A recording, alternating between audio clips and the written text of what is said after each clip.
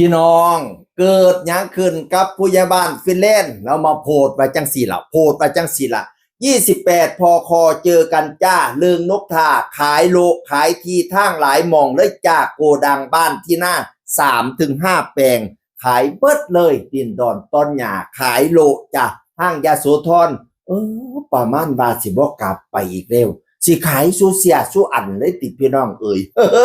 จากนั้นแล้วกับพาน้องนาริตาพ่อนั่งโตเกียวไปเที่ยวนั่นเที่ยวนี่ไปกินข้าวกินน้ำยอกันตามภาษาพ่อลูกมวนซืนลื่นเรื่องบันเทิงศิลป์พี่น้องเอ่ย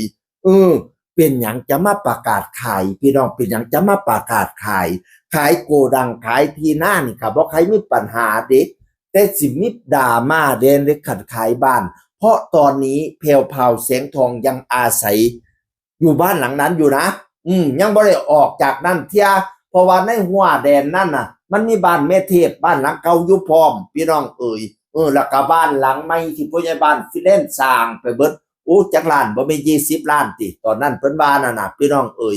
ต้องตั้งแต่กี้หลายคนก็บ่ฮู้เนาะว่าที่นี่เป็นที่ผู้ใดหลายคนก็เป็นห่วงว่าผู้ใหญ่บ้านฟิเลนเป็นหยังคือไปสร้างย่านสร้างศาลเศรษฐีเขาเจ้าบัดนี้มีปัญหาสิบ่มีเลี้ยงมีเล่ากันตีพะนะว่านั่นน่ะ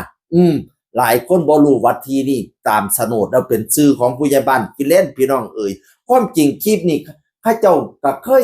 เอาออกมาโดนเติบแล้วดิแพรวพราวแสงทองนั่งกับผู้ใหญ่บ้านฟิเลนแล้วก็พูดเรื่องที่แปลงนี้บอกว่าที่แปลงนี้นะผู้ใหญ่บ้านฟิเลนซื้อจากแม่เทพเด้อแล้วซื้อเอาหล่อนนั่งซื้อเอาพะนะว่าข่อยก็ว่าเจ้าสิซื้อเฮ็ดหยังเป็นแม่เทพก็ซ้ำเป็นของข่อยยังน้อยก็เป็นของเจ้าก็เป็นของเฮานั่นตัวนั่งอยากซื้อนั่งก็เลยซื้อเอาว่าซั่นว่าคลิปนี้ตั้งแต่โดนๆแล้วพี่น้องเอ่ยบัดนี้นี่พอแต่เขาเจ้ามีปัญหากันเนาะห่างยาปากันเนาะห่างยาปากันแล้วบัดนี้เนี่ยก็มีเว้าถึงเรื่องมูลเรื่องมั่งเรื่องดินดอนต้นหญ้าแผ่วพราวก็เลยออกมาเว้าใหม่แล้วความจริงเนี่ยที่แปลงนี้นะที่แปลงนี้นะเป็นที่ของยายเฒ่ว่าสิโอนให้แม่เทพแต่ว่าแม่เทพบอกว่าเจ้าอย่าโอนให้ข่อยเถาะคันสิโอนให้ข่อยก็โอนเป็นชื่ออีแพ้วโลดจังได๋ข่อยก็สิให้อีแพ้วคือเก่าพะนะว่านั่นน่ะบัดนี้ช่วงนั้นมันมีปัญหาในวงเครือญาติเขาเจ้าบัดนี้ย่านยายเฒ่าโอนให้แพ้วพราวแล้วถือคนเป่าหูยายเฒ่าก็สิขอเอาคืนคือเก่าเขาก็เลยบอกยายเฒ่านั้นให้โอนไปซื้อผู้อื่นยายเฒ่าสิบ่ได้เอาคืนว่าซั่นว่านั่นน่ะแพ้วพราวออกมาไล่สดว่าจังซี่แพ้วพราวเลยว่าข่อยเว้าความจริงบ่เอาเจ้ากล้าสาบานบ่ว่าข่อยบ่ได้เว้าความจริงอันนี้ข่อยเว้าความจริงมันเป็นจังซี่ข่อยเว้าผิดหม้องใดเจ้าแย่งมาว่าซั่น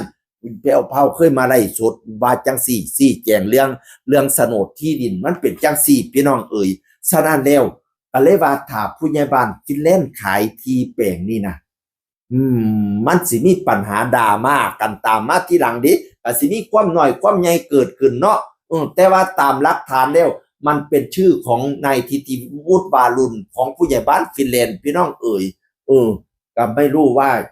เรื่องราวตอนต่อไปจะเป็นยังไงเนาะผู้ใหญ่บ้านฟินแลนด์ออกมาพูดว่าจะขายโลจะไปวันที่28นี้แต่ทางแพรวพราวแสงทองก็ยังไม่มีการเคลื่อนไหวอะไรพี่น้องเอ่ยยังไปเที่ยวอยู่ทะเลาะทะเลกับผู้เบ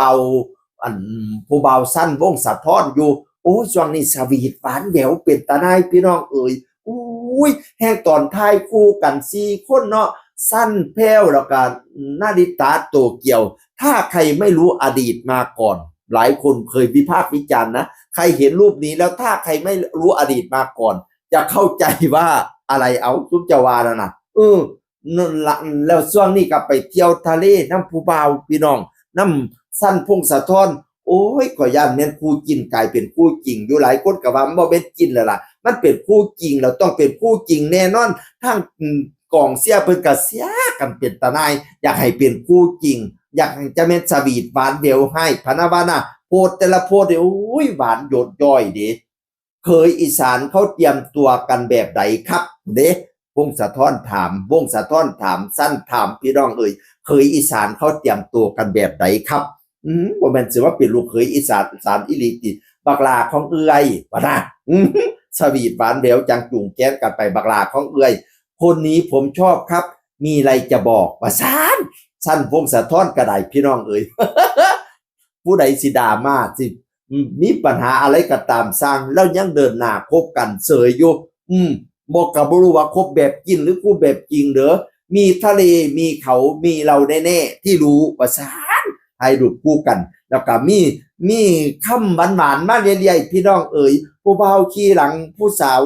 ผู้สาวขี่หลังผู้บ่าวป๊าดสวีทหวานเดียวปานผู้สาวน้อยผู้บ่าวน้อยพี่น้องเอ๋ยถ้ากำลังสิหอมกันเนี่ยพี่น้องอยู่ชายหาดแหนแถวเผากับใส่เสียสุดเซ็กซี่เป็นตาหนายสั้นพวงสะท้อนถอดเสียขาวจูนฝุ่นขาวปัดไข่ปอกขาวปัดดอกไฟขาวปัดลูกเจ๊กบัดเนี่ยเลิกกักแล้วรักก่อนนะครับติ่งกำลังมาแรงเลิกกักแล้วรักก่อนนะครับติ่ง คู่กองเสียแพ้วเผากองเสียสั้นกับเสียเป็นตาหนายอยากให้คู่กินเป็นคู่จริงพี่น้องเอ๋ยผู้เพิ่นบ่มักเพิ่นก็โอ้ยเข้าไปจมเข้าไปดราม่าจะเป็นสุโพดสุโพเนาะแต่ตัวเหรียญมันมี2ด้านมีทั้งคนมักมีทั้งคนสั่งพี่น้องเอ๋ยก็เว้าทั้งฟังแพ้วเผาเว้าทั้งฟังผู้ใหญ่บ้านฟินแลนด์เด้อข่อยน่ะเว้าทั้ง2ฟังเด้อ